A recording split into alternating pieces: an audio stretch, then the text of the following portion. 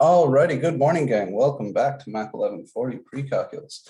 Today's a fun day for us because I'm going to show you how to graph shitloads of functions, like so many functions, infinitely many functions, in fact. But the trick to this whole thing is making sure that you're comfortable with those parent function graphs that we looked at in Desmos last week. So today's the day. This is where you're going to learn your basic graphing chops that we will kind of evolve through the rest of the semester. Let's do it, shall we? You did have some stuff coming due this morning. We'll take a quick peruse at WebAssign first. Let's do the thing. Hope everybody's feeling good.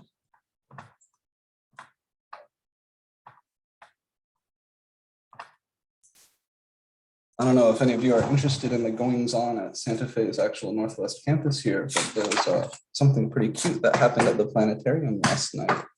My wife runs the console there, and we had a couple propose last night at the planetarium. It was adorable. I didn't get to see it myself, unfortunately. A friend of my wife's proposed there. All right, so this is MAC 1140. Section OR1, it's pre-calculus, and today is what, the 13th? I think it's the 13th. Yeah, 13th. So yeah, if you haven't checked out the planetarium on Santa Fe's campus, we're actually really lucky to have a planetarium. I don't know of any other two-year colleges in the state that have one, and even UF doesn't have a planetarium. So check it out if you can. I think it's free to students at Santa Fe. Yeah, free to students at Santa Fe. Do it if you haven't. All right, this is section R1 pre-calculus. It is the 13th of September. Today, we are going to talk about transformations of graphs.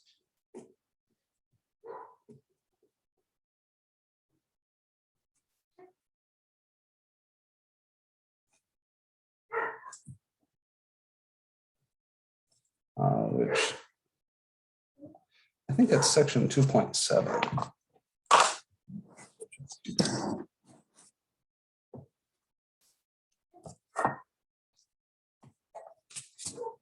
2.6. Yeah, 2.6, sorry, 2.6.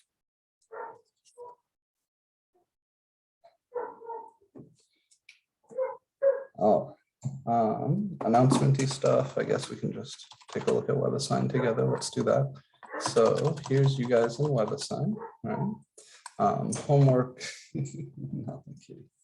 Homework 4 and quiz 1 came due today for you guys. So if you missed those homework 4 and quiz 1 both came due today. If you do need more time on those, just submit an extension request there in WebAssign. And then homework 5, this one is opening up today. So we've got plenty of stuff to do. Let's do it. The basic idea behind transforming graphs is that you begin with this nice library of fundamental graphs. So,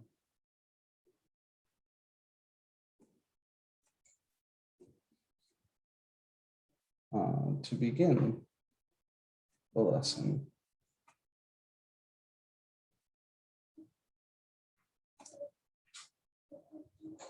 we all need to know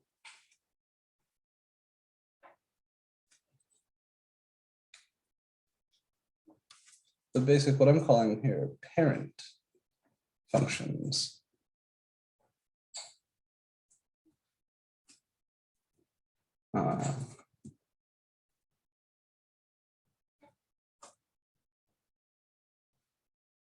From the Desmos link in the modules.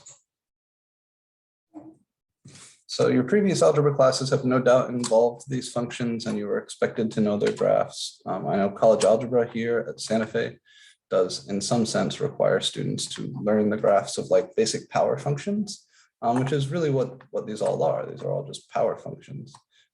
If you follow the link in the modules, you will see I have them arranged kind of into different families. Like here are the power functions with positive integer powers, right? Whole numbers greater than 0. Here are some power functions where the power is between 0 and 1. So positive, but not necessarily whole number powers. Those are like your root functions. And these are some negative power functions with integer powers, which I've written as reciprocals. And then you've got absolute value down there. So you need to know these, right? People ask me a lot, like, what graphs do I need to know for this class? What is necessary? This is what is necessary. So if you know all of these graphs, like there's x cubed, or here's the cube root of x. If you know all of these graphs by heart, that is enough, right? You need to know their shape. You should know a few points that are on them. 1 over x, 1 over x squared, 1 over x cubed. And of course the absolute value. If you know these basic shapes, then you have enough background to begin graphing more stuff using the transformation rules I'm going to share with you today. So when I said I'm going to teach you how to graph infinitely many functions, I wasn't kidding. I'm going to give you some rules that will allow you to shift these graphs left, right, up, down, stretch them vertically, flip them over horizontally, whatever you want. And what that's going to mean is that if I give you the algebraic expression for any such transformed function, you'll be able to write down its graph. You'll be able to sketch a real quick picture of the graph just by thinking about, oh, that's x to the 5th, but it's been moved to the right 2 units and flipped over vertically, you know, that sort of stuff. That's the game. Okay. So if you don't know these basic graphs from the Desmos link, I strongly encourage you to spend some time with the basic graphs in the Desmos link. If you're struggling to remember these, flashcards are not a bad idea, right? Just sketch the graph on one side of the flashcard and have the function on the other side. And you'll start noticing patterns, right? Like x to the 5th looks an awful lot like x cubed. It just kind of sits a little bit harder on that x-axis near 0. X to the 4 looks an awful lot like x squared. It just, again, sits a little bit harder on the x-axis near 0. So that's my little introduction, prerequisite knowledge stuff. If you don't know these, make some flashcards.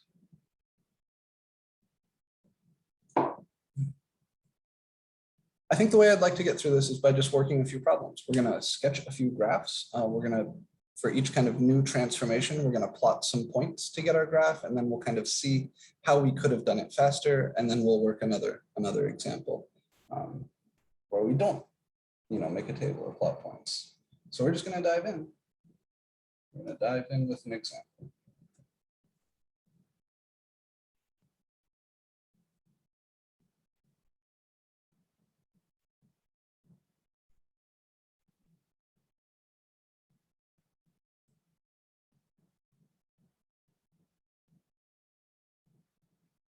All right, we're going to start by sketching the graph of f of x equals x plus 2 quantity all squared. And we're going to do this by plotting points.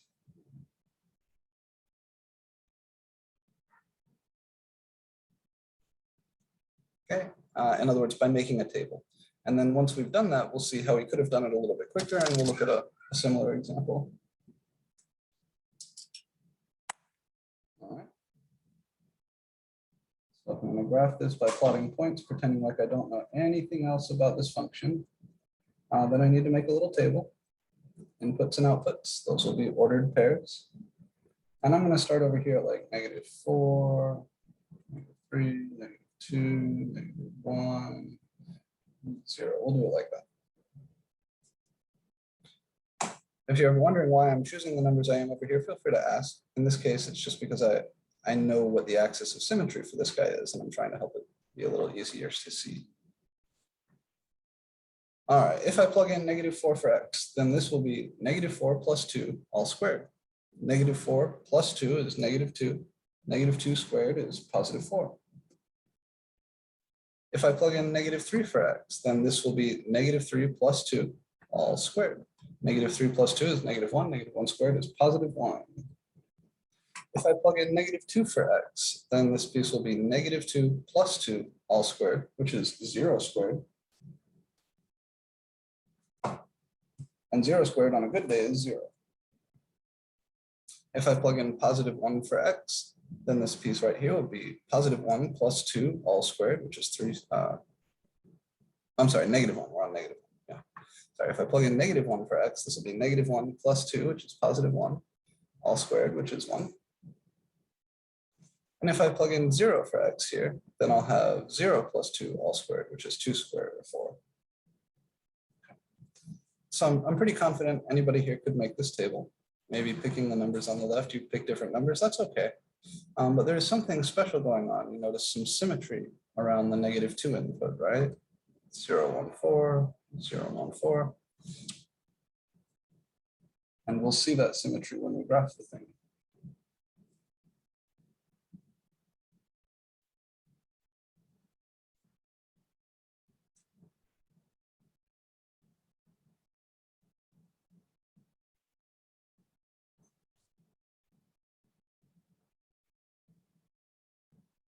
All right.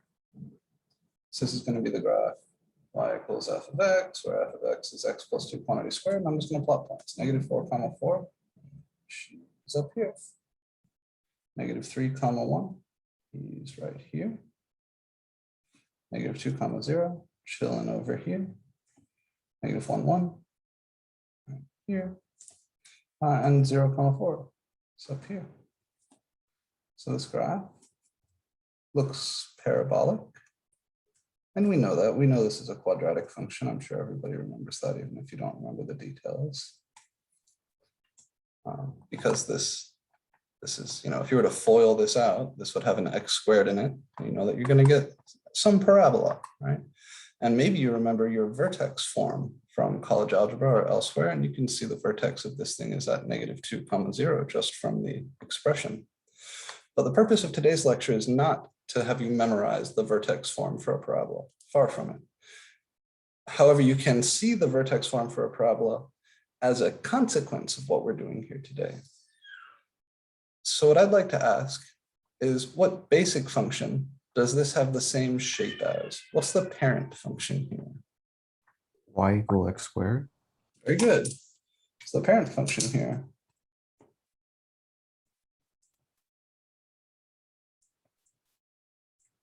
I'll write it as g of x just to emphasize the function notation, trying to get us super duper comfy with function notation. Parent function here is just x squared, the squaring function. And if I wanted to graph him on his own, extend this a little bit, just a little bit, the graph of x squared looks like this.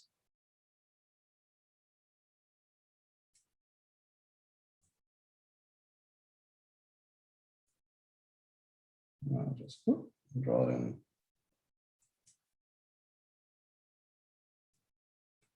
Dotted like that, nice and light, so you can see it, but it doesn't become too cluttered. All right. So now imagine you wanted to graph this, but you don't want to make a table. But you do know what this graph looks like. What would I have to do to the blue graph to turn it into the purple graph? What geometric movement should be done to the blue graph here to make it into the purple graph?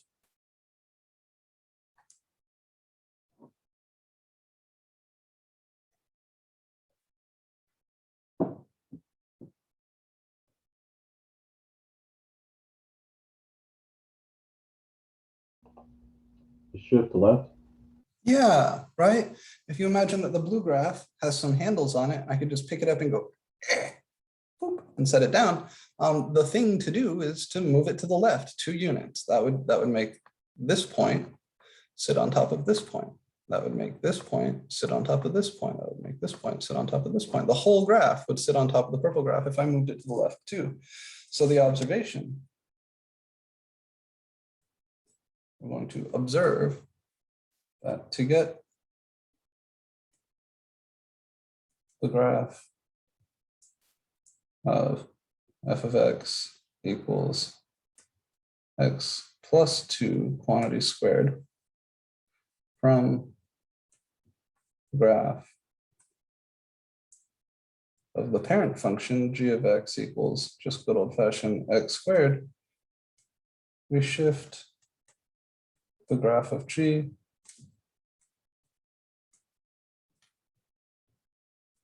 to the left by 2 units. All right? So don't worry about trying to write down the rules right now. I will give you all the rules in one nice condensed spot at the end. But I just want you to start looking for the connections. I want you to kind of start trying to discover them. So there is something in the algebra here that tells me to move left 2 units. I didn't actually need to look at both graphs. It's this guy. It's this 2 right here.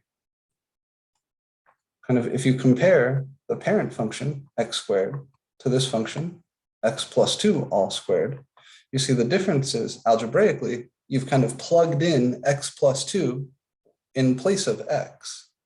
And that's going to do that left shift by 2 units. It's a little counterintuitive because we think, oh, we're adding 2. Shouldn't that send me to the right? Because that's the increasing x direction. But it's not the case. The sort of horizontal movements all tend to do is almost the exact opposite of what you would think.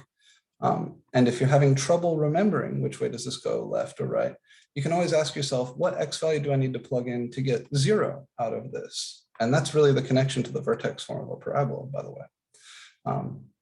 To make this thing 0, I would need to make the inside 0. So the point here that has y value 0 on the original gets shifted to the point -2, 0, because -2 is what you need to plug in for x here in order to make this piece 0. Okay. Any questions about what we've done here or kind of what we're trying to say in general?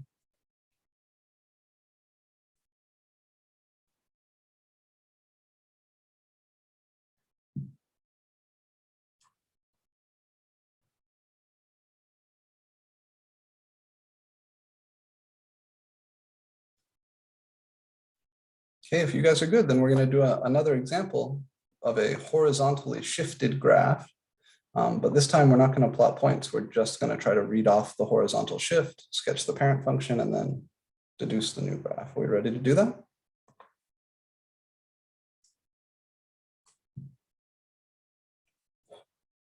All right, here we go.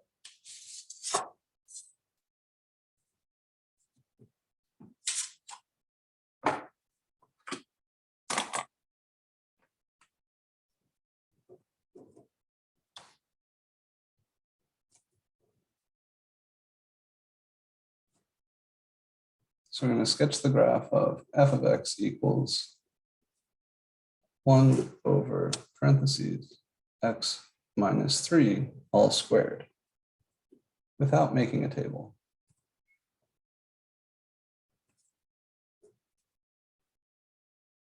I'm not going to plot points. I'm going to start with some parent function and then shift it left or right some amount. Okay. So here's the function I want to graph. What is the parent function for this guy?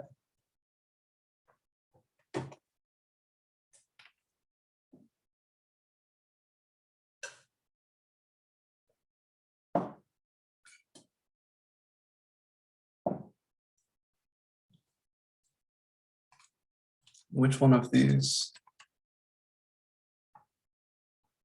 fellows here, let's say, which one of these guys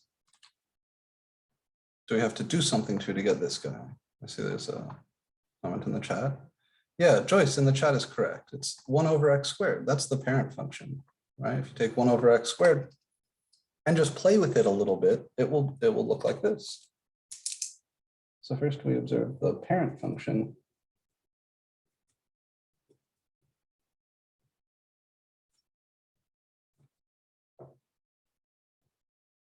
It's 1 over x squared.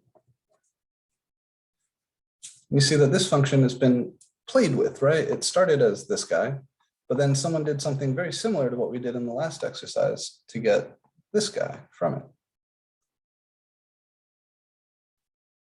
Okay, let's sketch the graph of this parent function.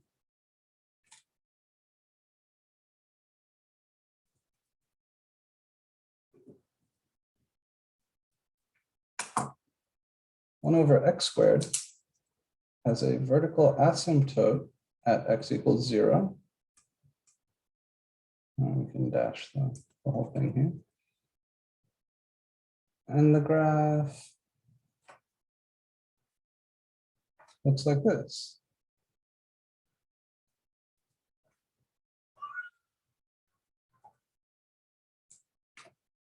That's what the parent function here looks like. All right. And it doesn't have to be perfect, but you can check. Yeah, okay, that's what it looks like. Looks like that. That's the shape.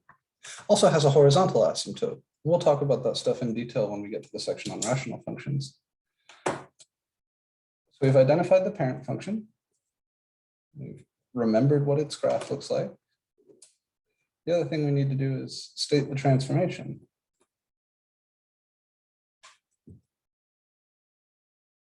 So based on that last problem, swapping x for x plus 2 dragged us to the left by 2 units.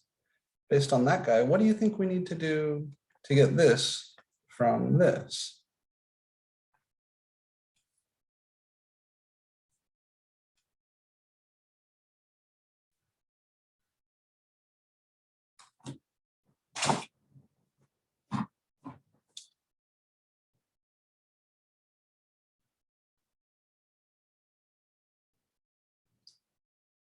Left is a reasonable conjecture. 3 units is correct. We're gonna go either left or right by 3 units. In this particular case, you can ask, where is this vertical asymptote going to go? So we know that this vertical asymptote showing up at x equals 0 here is because that's where the bottom is 0, right? Everybody remembers that from college algebra? So to figure out if you're unsure if this is going left or right, we could ask, where is his vertical asymptote going to be? Well, this guy at the bottom here is going to be 0 if we plug in x equals 3.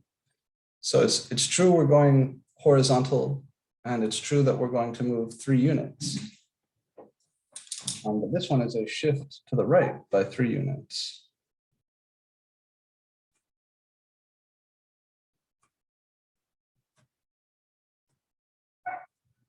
And that's kind of what I was saying about the horizontal transformations being a little counterintuitive. So if you subtract 3 on the inside, that's moving you to the right. And if you were to add 3 on the inside, that's going to move you to the left. So if I want to sketch this here with his buddy, with his mama, I'll mark off 1, 2, 3. I would draw in his vertical asymptote. And then just sketch the graph. It's the same shape, it's just been moved over.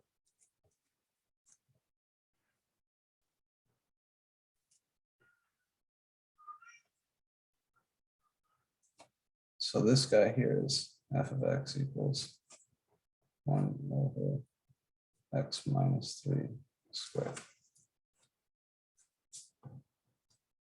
We shift the whole thing, not to the left this time, but to the right by 3 units.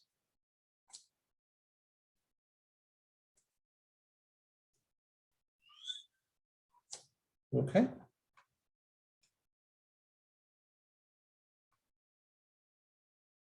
And we could draw it on its own if we want.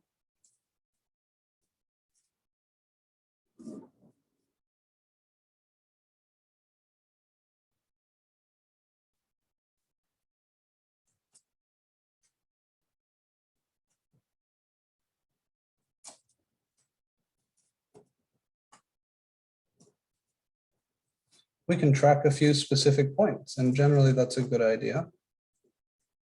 On your exams, I'll say when I ask you to draw a graph, and I will be asking you to do this, there will be a problem on your first test that says, here's a function, identify the parent function, sketch the graph of the parent function, identify the transformation, sketch the graph of the transform function. There will be a problem like that on the test, I promise you right now.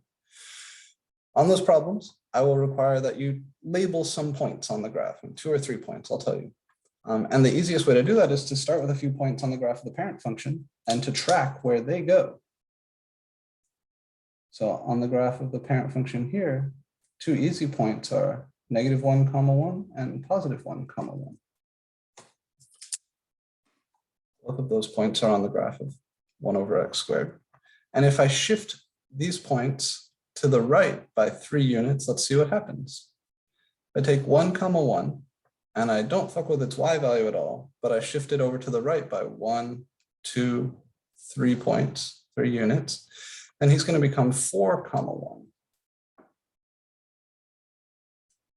So on the graph of this guy, I can label 4, 1. And I'll do the same thing with the -1, 1 point. I'll shift him to the right by 1, 2, 3 units. Oh, he's going to become 2, 1. So there he is. All right. So this purple graph down here at the bottom, beautiful, 100%, A+. Is it art? No. Does it have to be? No.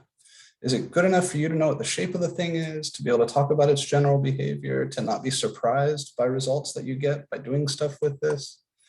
If I asked you to compute an average rate of change, you could look at this and see whether that should be positive or negative. If I asked you, where is this function increasing and decreasing? This graph is plenty good to do that. So this is about the standard that I'm going to be holding you guys to.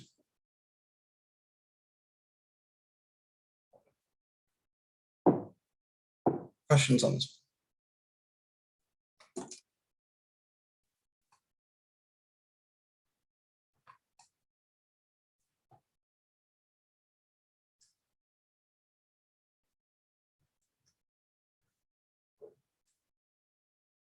Going once, going twice.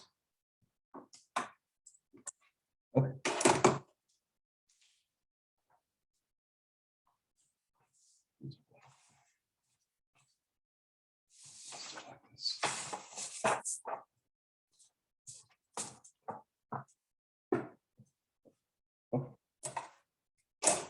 So that's horizontal shifts. Let's see what happens if we start messing with the outside of the function.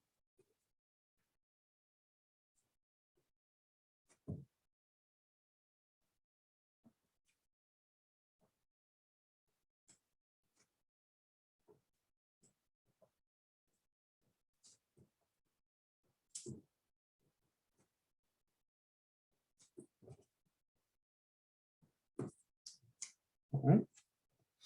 So this time we're going to start with the absolute value of x minus 2, right? And the minus 2 is on the outside of the absolute value, subtracting 2 on the outside of the function. We're going to plot some points to sketch this graph.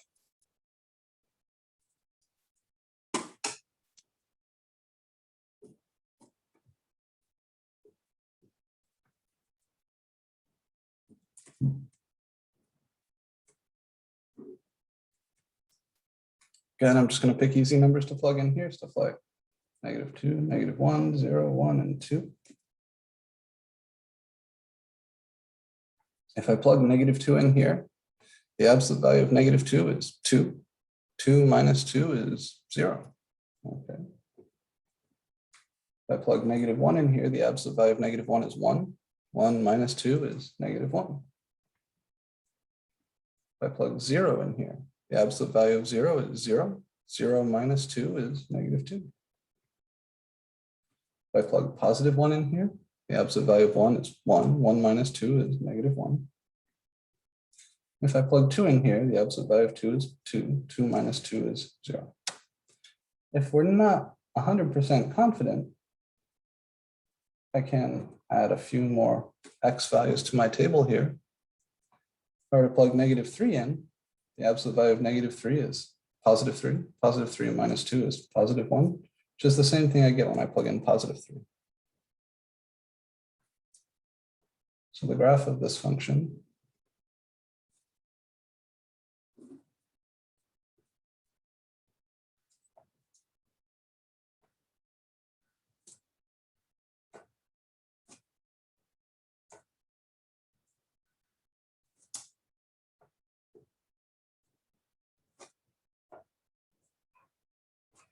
you can get just by, okay, so let's start with -3. -3 comma +1. He is over here, right there. And then I'll jump back up to here. -2 comma 0, right there. -1 comma -1, let me mark off some negative values down here. Here's -1, -1. 0 comma -2, right here. 1 comma negative 1, he's over here. 2 comma 0, she's up here. And then positive 3 comma positive 1, they're hanging out right over here.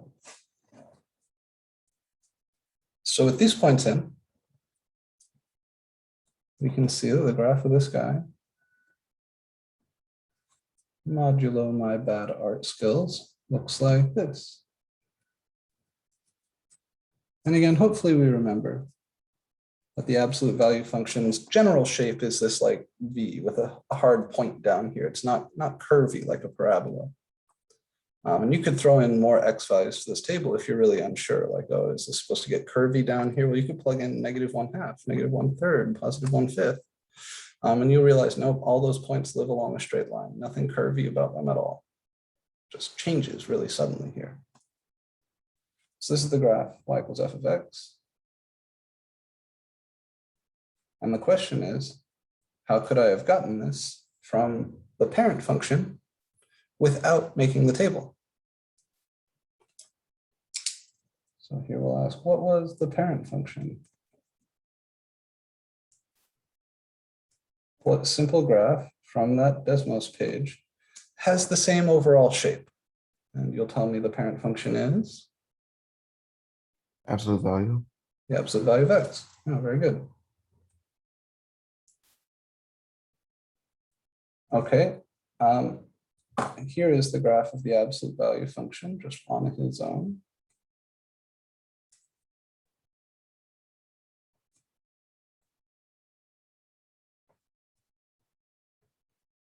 Drop him in here with dotted lines.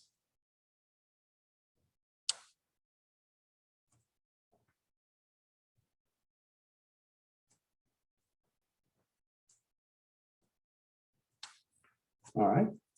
And then the question is, well, okay, if I know the blue graph, what would I have had to do to it to get the purple graph that could have saved me making this table?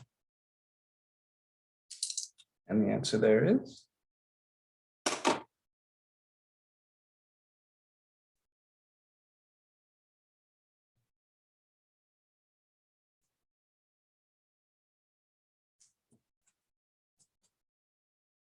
what do we do to the blue? Somebody hands you the blue, says, turn it into the purple. You say, okay, just.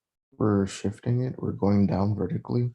Perfect. Yep. Yeah. If I want to turn this blue graph into the purple graph, I just pick it up and I drag the whole thing down by 2 units. Clunk, clunk, clunk, clunk, clunk, clunk. So the transformation here is to shift down by 2 units. And our task, as we discover these transformation rules, is to say, okay, well, what is it of the algebra here that told me this was going to be a shift down by 2 units? And right away you see it, right? It's the -2 on the outside. So really what we're doing here, what this -2 does, remember f of x equals blah, blah, blah. That's the same thing as saying y equals blah, blah, blah. If you look at y equals the absolute value of x and y equals the absolute value of x -2, the difference is this is subtracted 2 from all the y values, right? For example, this point over here is 2 comma 1, I'm sorry, 2 comma 2. And the point down here is 2 comma 0. So if you subtract 2 from the y value here, you don't mess with the x value at all. Just subtract 2 from the y value, it goes kadunk, kadunk, and comes down here. So subtracting 2 on the outside of the function shifts it down by 2 units because it's the same as subtracting 2 from all the y values on the graph. Okay. Any questions on this example? Either of these graphs? I'm sorry, Professor JP, I missed like the last minute of what you were explaining about the subtracting the 2. And yeah, I'll just run right back through that then. So the parent function here, we asked, what's the basic function that has the same shape? You know, okay, absolute value of x. So we drew him in. And then we noticed that to turn the blue graph into the purple graph, I would have to just shift it down, 2 units. If I could pick that thing up and move it around, all I'd have to do is slide it down by 2. And the question is, well, what in the algebra here could have told me to do that? Instead of making the table and looking at it, what could have told me ahead of time to do that? And the answer is this -2 on the outside. So if we're adding or subtracting a number on the outside of the function, that's the same as adding or subtracting that number from all the y values on the graph. Because f of x equals this thing is the same as saying y equals this thing. That's why we label the graph y equals f of x. So having a -2 on the outside here says you're going to take the regular old absolute value graph, this guy, the blue one, and you're going to subtract 2 from every single y value. And the specific example I used here is this point 2, 2, that's on the graph of the parent function. If I subtract 2 from that y value, leaving the x value alone, that becomes 2, 0, which is this point right here. So this point on the original, on the parent function, gets, the word we would say is mapped to, it gets mapped to or transformed into this point right here, which is 2, 0. Okay, so then does it shift upwards if you add 2 on the outside? Yeah, that's it exactly, right? So if Okay. this was a +2 instead of a -2, then we'd be adding 2 to all the y values. So this point, for example, would get shifted up to 2, 4. Okay, thank you. Of course, of course. So let's try some of this. Let's see if we can sketch a graph without making the table using these rules. Give us some space to work with.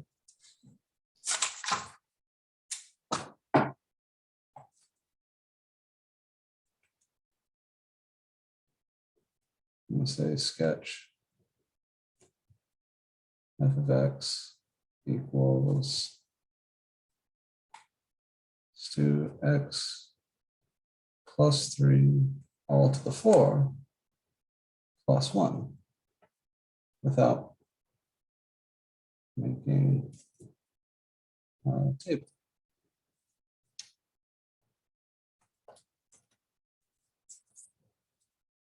And here I've combined the 2 types of transformations we've seen so far with a new parent function. So first, what's the parent function?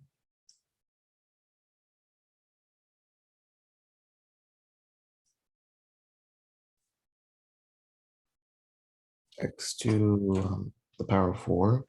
Yeah, and it's okay to guess. That's exactly correct.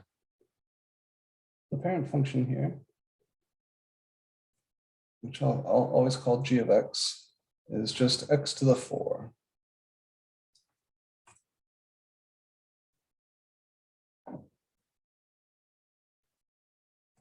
And if you don't remember the graph of that parent function, you can look at the Desmos file real quick. I will show you.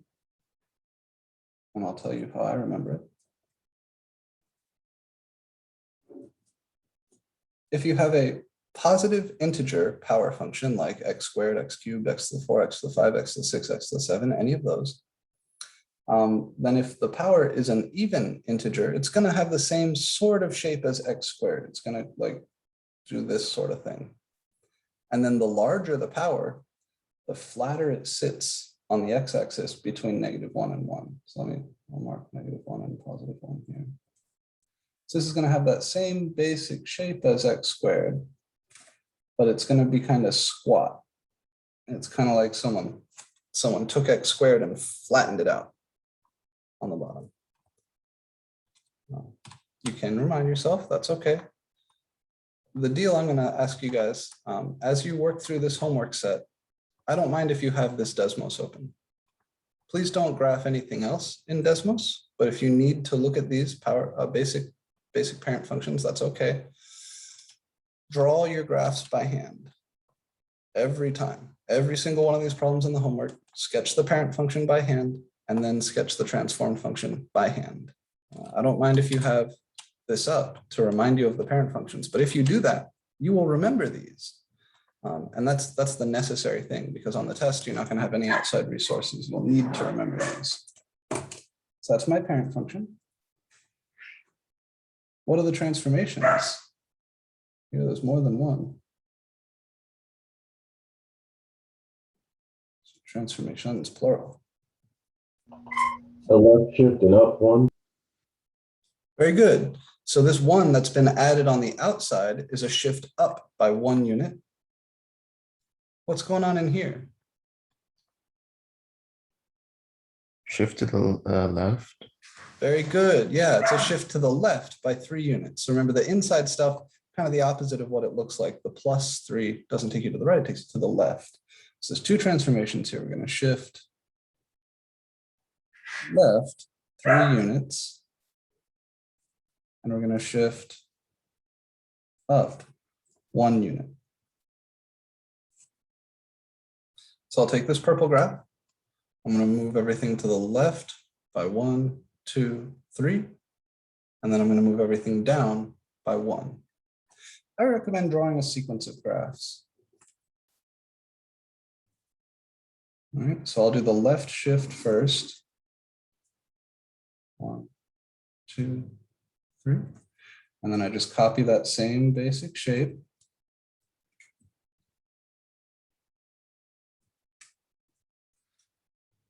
And then I would shift it up by 1.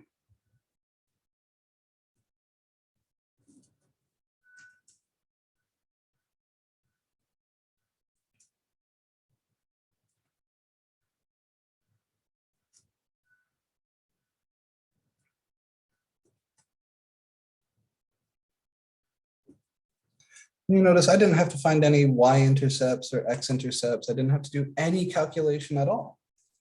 And right here is the graph I want.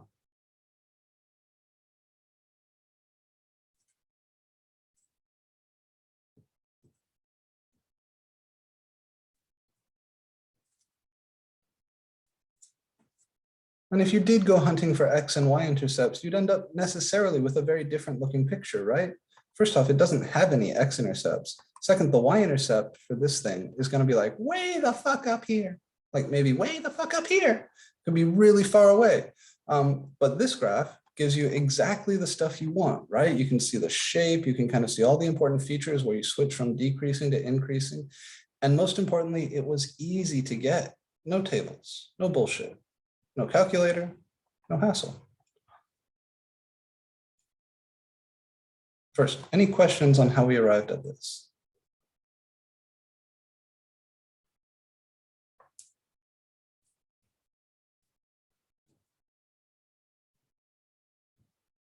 All right, then second, let's track some points. So here's the point at 0, 0, the origin kind of looking vertexy. When I move to the left 3, he gets mapped over here to -3, 0. And then when I move him up 1, he gets mapped to -3, +1. And we can track a couple other points too, like here's 1, 1. When I move that to the left 3 units, if I pick this point up and shift it to the left 1, 2, 3, he's going to be -2, 1. And then when I shift that up by 1, he's going to go to -2, 2.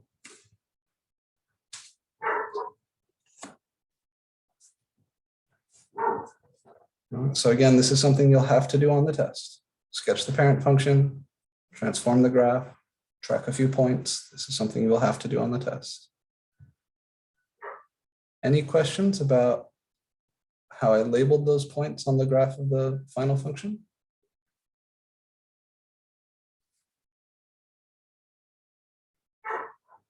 Okay, I do have a bonus question for you here. What is the equation for this middle guy? So first I did the left shift, then I did the shift up. Just doing the left shift gave me this graph, but what's the equation for this function? This is something in chat. Yeah, very good, Joyce. Yeah, this would be the graph y equals x plus 3 all to the 4, right? Just the left shift, just the algebra associated with the left shift. See, this stuff isn't too bad, right? It's really not.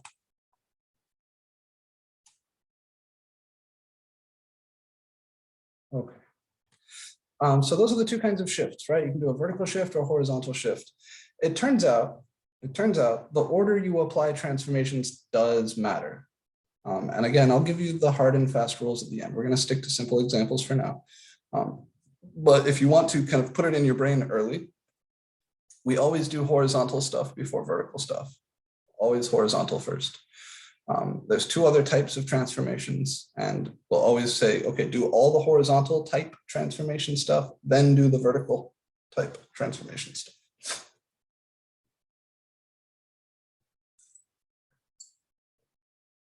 All right, let's meet our next guy.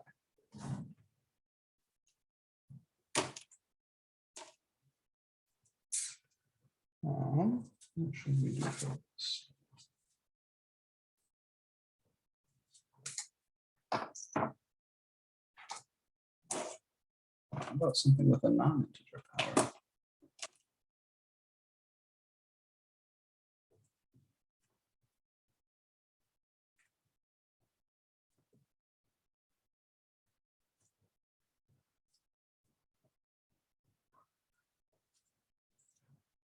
How about 3 times the square root of x?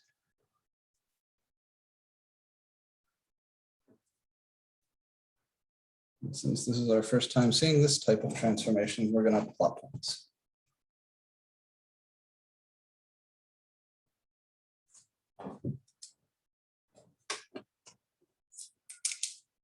So I make a table. You don't know what else to do, you can always get out of trouble with a table.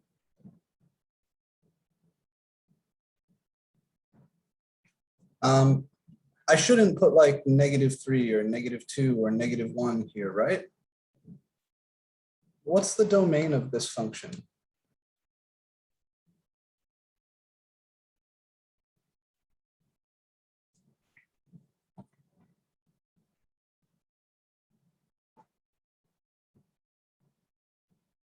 Move back to how we find domains algebraically. What sort of red flags do we see here?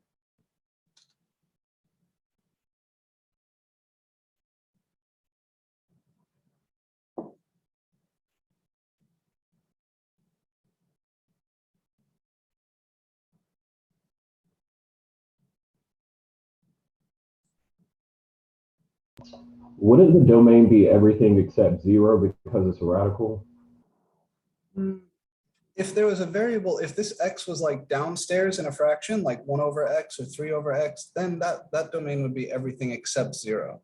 But 0 here is actually okay. If I plug in 0, this is 3 times the square root of 0. And square root of 0 is not a problem. It's just 0. So 0 is in this domain, but there's other stuff that's not in the domain. So would it be Okay, like 0 to infinity? Yeah, Jenny's correct. So this is an even root, right? I have a variable x underneath this even root. It's a 1/2 power, x to the 1/2, second root. So I need to make sure that the stuff underneath the root is greater than or equal to 0. That's the rule. Now here, the stuff that's underneath the root is just x. So I need to make sure x is greater than or equal to 0. In other words, our domain here, you don't have to do any solving with this inequality. It's already solved. It's just 0 to infinity, and 0 is included. Okay. If this was like a cube root or a fifth root or something, then the domain would be all real numbers. Because odd roots, they don't care. Only even roots care. So I can plug in 0. I can plug in 1. I could plug in 2 or 3, but the square root of 2 and the square root of 3, those are not nice numbers. I'll put 2 in here, but then I'm going to jump to 4. And then my next perfect square would be 9. So maybe we'll just leave these. So when you must make a table, pick your inputs carefully. And the way you do that is by thinking about the domain. All right, we said it earlier. If I plug 0 in for x here, what do I get out? What is f of 0? Yeah, very good. It's 3 times the square root of 0. The square root of 0 is 0, so that's 3 times 0, which is, on a good day, 0. What is f of 1? 3. Very good. It's 3 times the square root of 1. Square root of 1 is 1. 3 times 1 is 3. F of 2, this one's a little nastier. Let me come off to the side to calculate f of 2. this would be 3 times the square root of 2. Now, something I will actually prove for you later in the semester, that the square root of 2 is an irrational number. Can't be written as a nice fraction. And the decimal approximation is kind of unpleasant too, but I'll tell you, it starts with 1.4. So this is pretty close to 3 times 1.4, which would be 2.8. So I don't know exactly what f of 2 is, but I know it's reasonably close to shaky equal sign 2.8. And then f of 4 is not bad, right? If I plug a 4 in for x here, this is 3 times the square root of 4. The square root of 4 is 2, so that's 3 times 2 is 6. So I have some nice points and one not so nice point.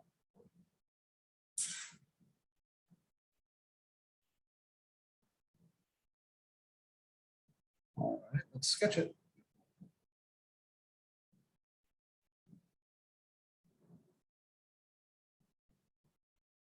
I'll mark this up here as 6, which makes halfway down 3. And a third of the way up to that would be 1. I don't need that, though, do I? Just need 0, 3, and 6. So I'll mark off the 1, 2, 4, 5. And then over here I'll mark 1, 2, 3, 4. All right. One quick word, you're free to choose your scales, right? I could have labeled this as 60 if I wanted. So again, when you go to sketch these graphs, make sure that you're drawing the lengths that you need. Think about the numbers, the size of the numbers that you're working with. And try to make a reasonable choice of scale for the vertical and horizontal axes. They don't always have to be the same. Okay, points on this graph are 0, 0. Here she is. 1, 3. Whoa, way up here. There you go. All righty. And then 4, 6. I'll plot that one because that one's kind of easy. And then 2, 2.8-ish. Is that right? 3. 2, 2.8. Did I do that right? 3 times the square root of 2. 2 is like 1.4. 2.8. Yeah, I got 4.24 on that one. Oh yeah, I multiplied this by 2, didn't I? 1.4 times 3 is not 2.8. I knew something was wrong there. All right, I'm sorry. So let's see, yeah, 3 times 4 is 12, 3 times 1 is 3, so this is 3 plus 1.2 or 4.2-ish. Very sorry about that. So 4.2-ish, so here's 3, here's 4. 4.2 is just a little bit bigger, so it's like that. Sorry about the early morning arithmetic skills. Okay, so this is looking something like this.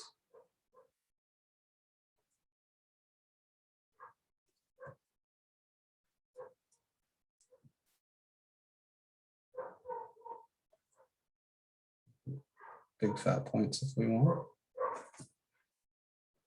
We can label this. This is 4, 6. This one was 1, 3. And this one was 2, 3 root 2.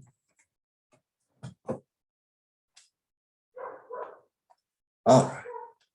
So I do apologize. Obviously 3 times 1.4 is not 2.8. That's 2 times 1.4. What is my, oh, sorry, go ahead. I have a question. Yeah. On like exams, will we be facing where our outputs would be decimals or fractions or stuff such as that, and we'd have to plot them? It is certainly possible. It really depends on your choices, right? So if you end up graphing a function by plotting points, it's up to you to pick the inputs. So if you pick inputs that give you nice outputs, then you could avoid that. If you pick inputs that give you not so nice outputs, then you will run into that. I should say this is like approximate, right? So it all depends on our outputs that we choose. I mean, on the inputs that we choose.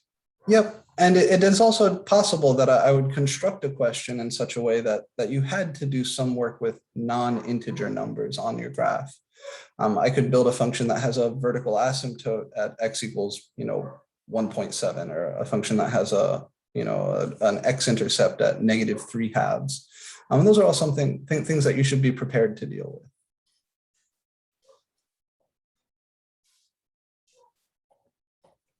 For now, I'm trying to keep the numbers as simple as possible because we're trying to just learn the transformation rules. But we'll look at some examples where not everything is integers.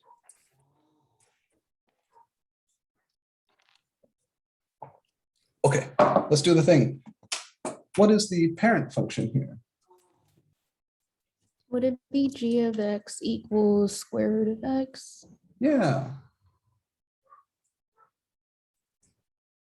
And again, hopefully from previous algebra classes, you kind of recognize this shape as being similar to the shape of the square root function. Now the square root function itself, just square root x, does go through 0, 0. It goes through 1, 1, and then your next nice point is 4, 2.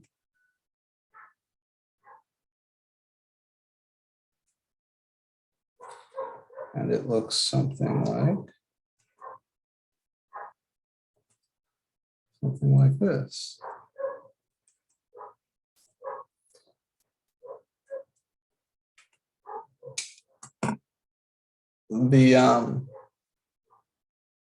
The transformation here is not as obvious as the last ones. You can't shift this blue function up into the purple one. Just for fun, let's take a look at the whole graph of that parent function. So that's x to the 1/2, right? That's the square root of x. Here it is. So it kind of starts off nice and tightly curved here at the origin and close to it. And then he's increasing very quickly at first, but increases less and less quickly as you go out. Does anybody know what this shape is?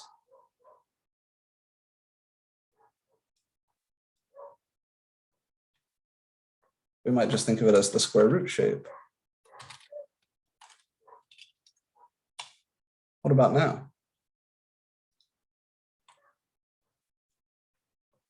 What is this whole shape?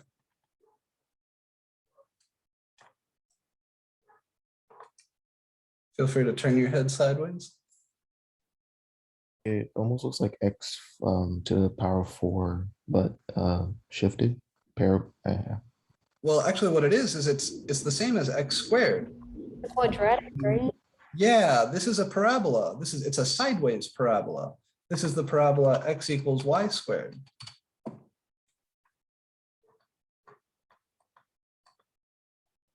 So the square root function, his graph, is the upper half of a sideways parabola. That's what that shape is, if you've ever wondered. So as you go to sketch these things by hand, you can just remember, oh yeah, this is like if I had a sideways opening parabola and then just chopped off the bottom. The purple here is also half of a sideways parabola. He's just much kind of fatter. But the question persists. What must I do to the blue to get the purple? It's not a shift. Right? Like they both go through the origin here. This hasn't been shifted. But this point has definitely gotten embiggened up here to this point. Point here is 1, 1. And the point here is 4, 2. So looking just at like these points, what's been done to the blue?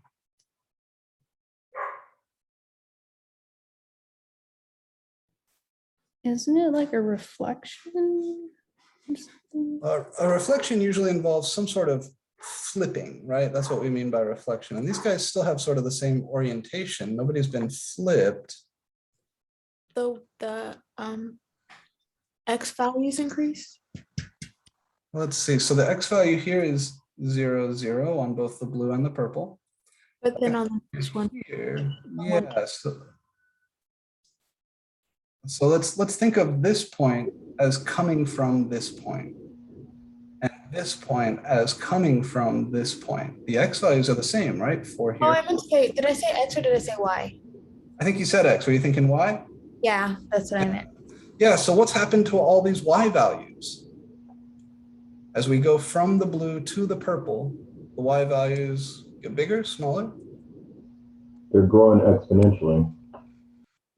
It's not actually exponential. We'll talk about what exponential growth means down the road. And I think if you said that to a layperson, they would be like, sure, yeah.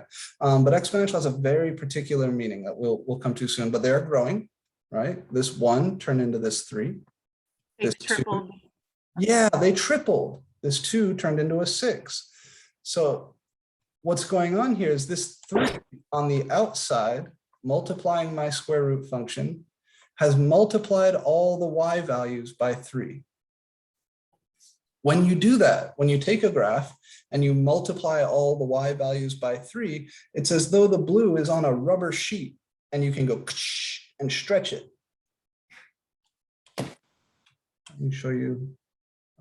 Well, no, let's write it down. Let's say it, because that was the correct answer. That's what's going on here. So the transformation, there's a special word we're going to use for this. This is a vertical. Mathematicians don't like the word stretch because stretch implies getting bigger. And there's a word that you can use to describe stretching and squishing all at once. It's called scaling. This is a vertical scaling by a factor of 3.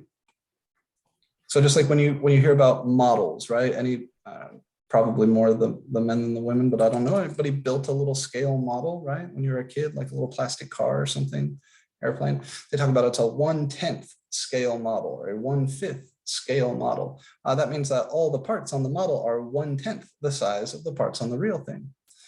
Here we have scaled up by a factor of 3. So it's a vertical stretch or a vertical scaling.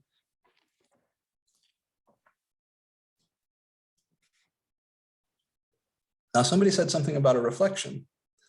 Reflections are a special case of scalings where the thing you're scaling by happens to be negative, and we will see those. But I want to get us comfy with the basics for now. So what happened to the blue to turn it into the purple? It got stretched or scaled vertically by a factor of 3. Okay.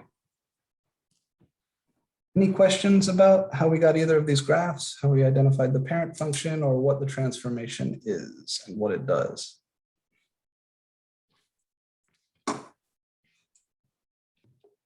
So we leave all the x values alone on the blue, but we multiply all the y values by 3 because we want to scale vertically. Anything vertical is going to be fucking with y values. And scaling by a factor of 3 just means multiply by 3.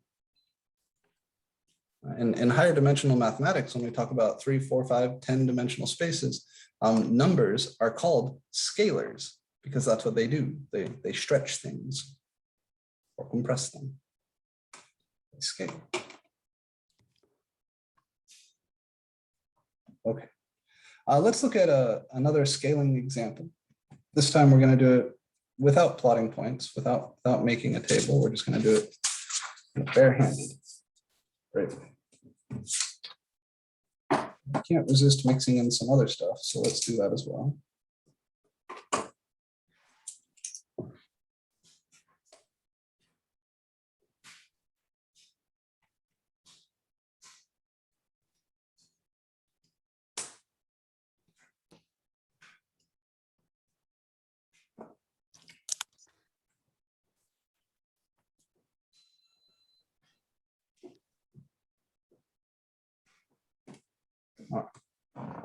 I want to sketch the graph of 1/2 times the absolute value of x minus 1. And I want to do it without making a table.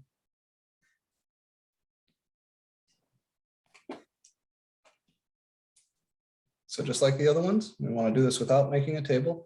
You need to identify the parent function, identify the transformations.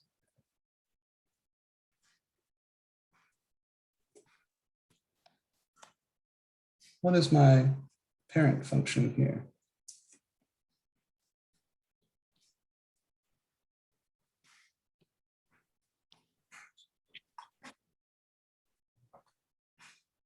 Is that the absolute value of x? Yeah, the parent here is just the absolute value function. And the transformations?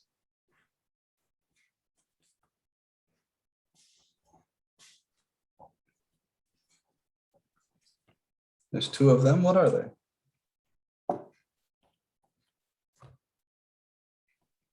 Would we be going up by 1 or no? I mean, not, oh wait. Would we be going up or just like shifting to the or left or something like that? So there's a shift here, right? Yeah, the -1 is definitely a shift. Stuff that happens on the inside of the function is always horizontal stuff. And stuff that happens on the outside is always vertical stuff. So the shift that's coming from this -1, because it's being subtracted on the inside, is going to be a horizontal shift. And then remember how the horizontal shifts work. If you subtract a number on the inside, that means you're going to the right. So that -1 on the inside, this is a shift to the right.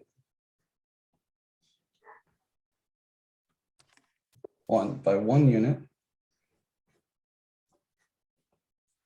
And then what about the 1/2 on the outside? With the 1/2, would the v become smaller in this case? It depends on what you mean by smaller. That's from one. Vertically, like more narrow instead of like widening. Shouldn't they come closer to the y-axis?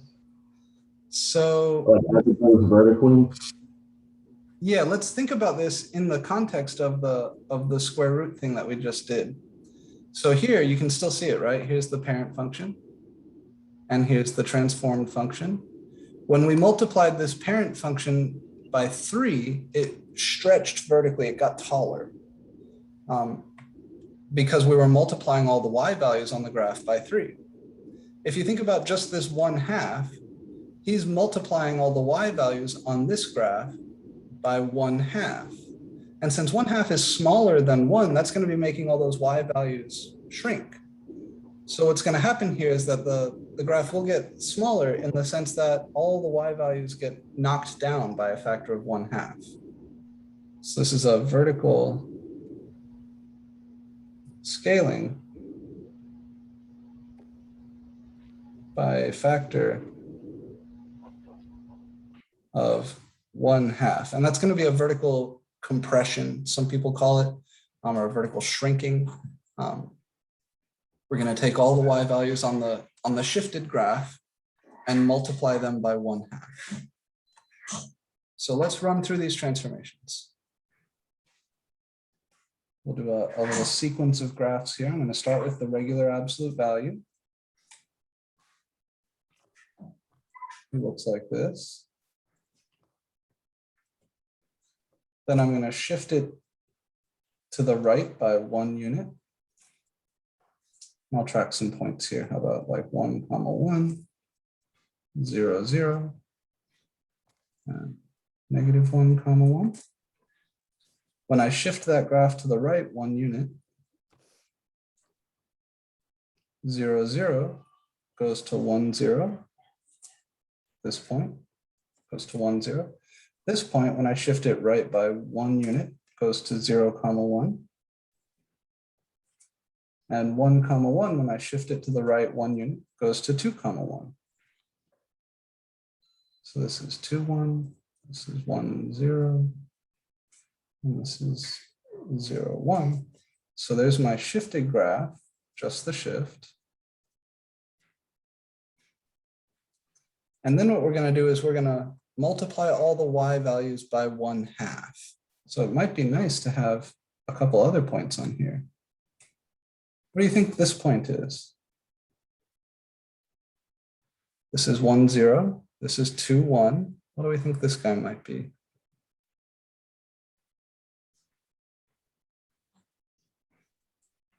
Three, 2. Yeah, very good. This is 3, 2. just so I have one whose y value is a multiple of 2, right? So it's not all fractions in the last guy. This is the parent function, absolute value of x. The graph of this guy, this is the graph of the absolute value of x minus 1 on the inside like that. That's just the shift. And then finally, to get my actual function, I'm going to take this graph and multiply all the y values by 1/2.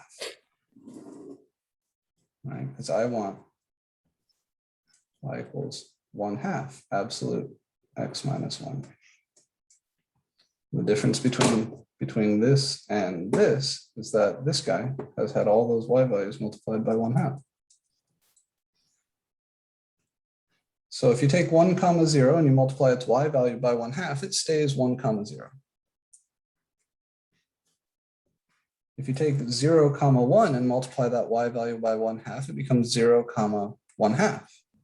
So if this is 1, then there is 0, 1/2 right there. If you take 2, 1 and multiply its y value by 1/2, it becomes 2, 1/2. There he is. And if we take 3, 2 and multiply by 1/2, he'll become 3, 1. So that's 3, 1. This is 2, 1/2, or you could write it as 0.5 if you want. And this is 0, 1/2. So this final graph here is going to look like this. And we see what's happened. He's gotten squished down. So when you scale by a number smaller than 1, you get flattened out, smushed down. Comparing this guy to this guy. Any questions on how we arrive at this graph with these points labeled, everything like that?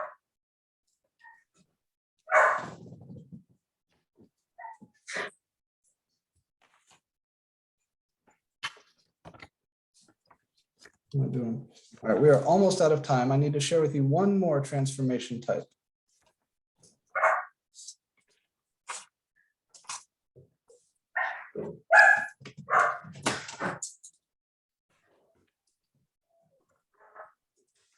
Let's see what I'm here.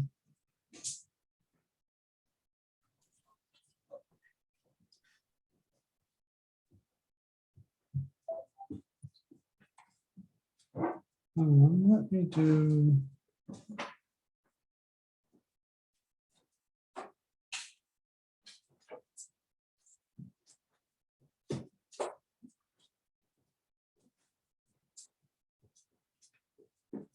Let me do this guy. 1/3 x all squared. Yeah, he's had breakfast. So far we've seen what happens if you add or subtract on the inside. We've seen what happens if you add or subtract on the outside. And we've seen what happens if you multiply by a constant on the outside. Here, I've multiplied by a constant on the inside, and that's going to do something new. Inside stuff we know is horizontal stuff, right? This is what's called a horizontal scaling. I'm going to move through it kind of quickly.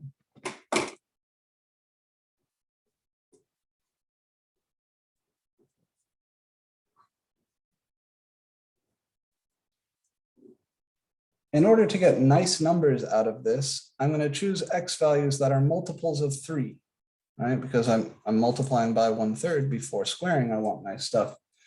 So like -6, -3, 0, 3, and 6 would be fine choices. If I plug a -6 in here, 1/3 times -6 is -2. -2 squared is +4. If I plug -3 in here, 1/3 times -3 is -1. -1 squared is +1. If I plug in 0, 1/3 times 0 is 0, whose square is 0. And then we're symmetric on the other side. You plug in a 3, 1/3 times 3 is 1, 1 squared is 1. If I plug in a 6, 1/3 times 6 is 2, 2 squared is 4.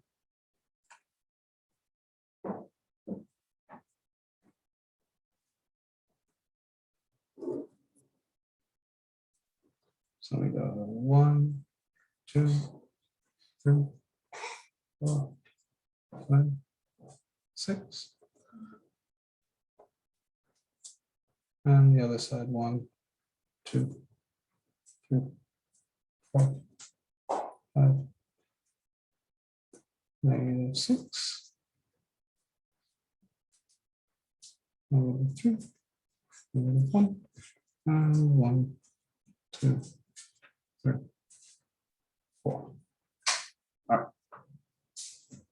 So 0, 0 is on my graph. -6, 4 is on my graph. -3, 1 is on my graph. 0, 0, 3, 1, and +6, 4. And from these points, we can kind of see what's going on. We know this is a quadratic. So we expected shape to be sort of parabolic or bowl-shaped. And indeed it is. But boy, is it wide. So what's happened here, like I said, is called a horizontal scaling.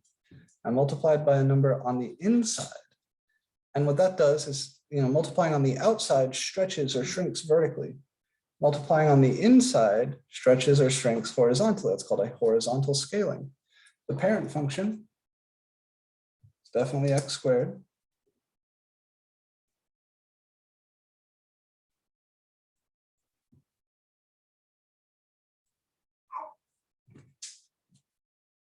And the name of the transformation, let me draw in x squared really quick, 0, 0. 1, 2, 4, 1, 2, 4.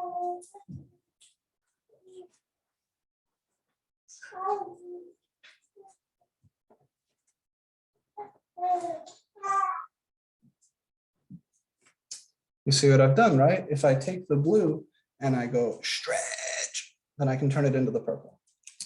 That's what's happened here. So this is a horizontal scaling.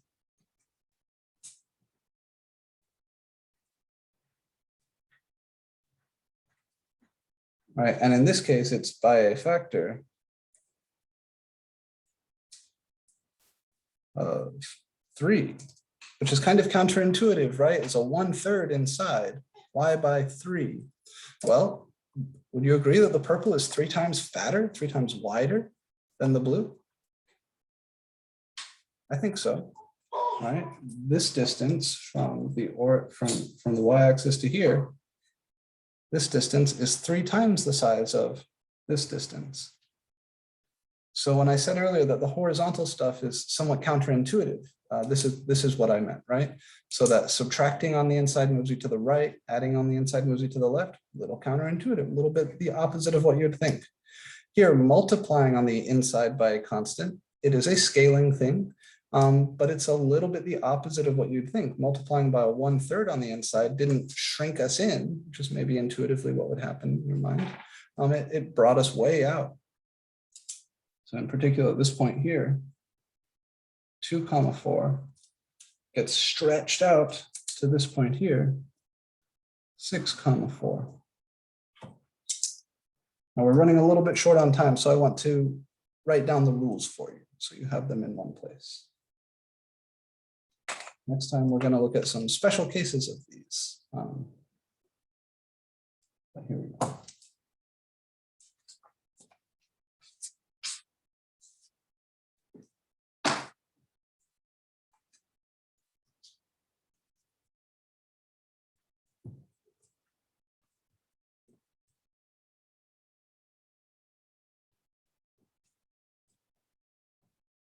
Here are the rules for transforming graphs.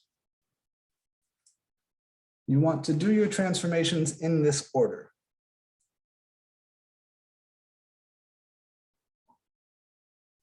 You have horizontal scalings. It's the thing we were just talking about. That's where your function is equal to the parent function, but multiplied on the inside by some constant. this scales horizontally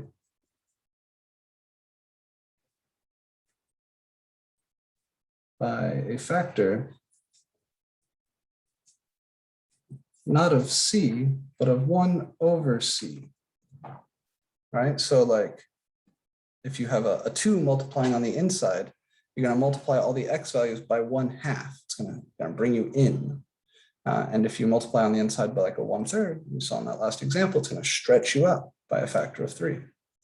So horizontal scalings come from multiplying by constants on the inside, and you should look for those first. That's the first transformation you should do, if there is one.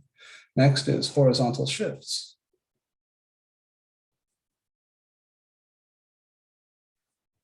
And this is where your function is like g of x minus c or g of x plus c, something like this. All right, here I'm assuming c is positive. This shifts you to the right by c units.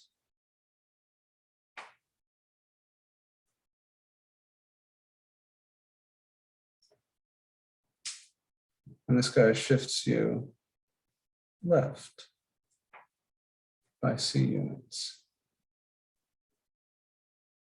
Those are all the horizontal things. The next thing you should worry about are vertical scalings. This is where your function is equal to some constant times the parent function. And this scales vertically.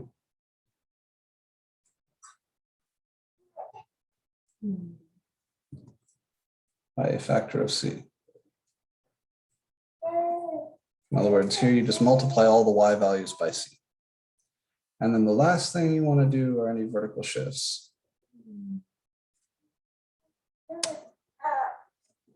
So that's where your function is the parent function plus something, or the parent function minus something. Again, I'm assuming c is positive here. This shifts up by c units. This shifts down by c units. All right. Now there's one special case of the scalings we haven't gotten to talk about. If c is negative here, then that's going to flip you over vertically.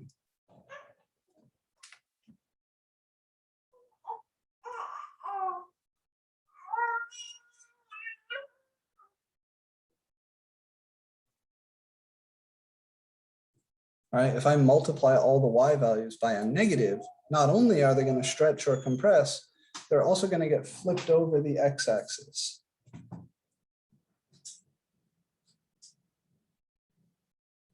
And we're going to look a lot more in detail at these flips and reflections and what they can tell us about the function on Wednesday. Same thing here with the horizontal scalings. If c is negative,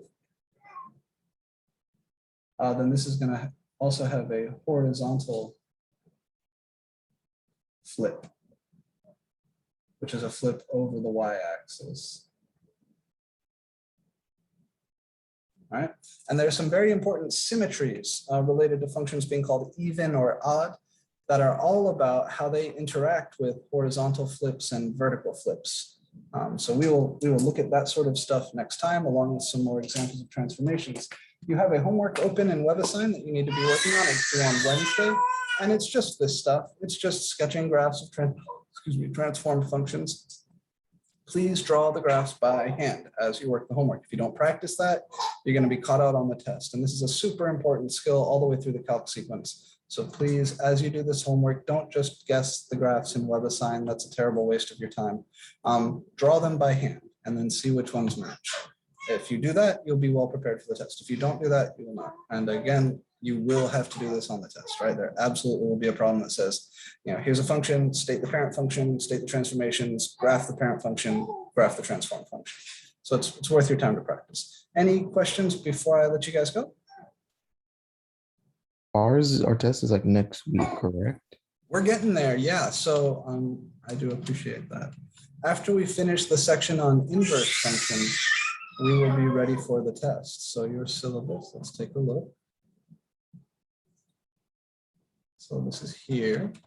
So we're talking about transformations now. We're a little bit behind, right? This was intended to be the week of the 6th. We will get through 2.7 this week. We may talk a little bit on one-to-one functions and inverses. After we get through this, we will be ready for the test. The test goes up through 2.8. So either Wednesday, and no, we definitely won't finish one-to-one functions on Wednesday. So probably next Monday, we will finish section 2.8. And then we'll be ready for the test after that. So the test may be next Wednesday or the following Monday, one of those 2 days. But I'll definitely talk about it more in our next class.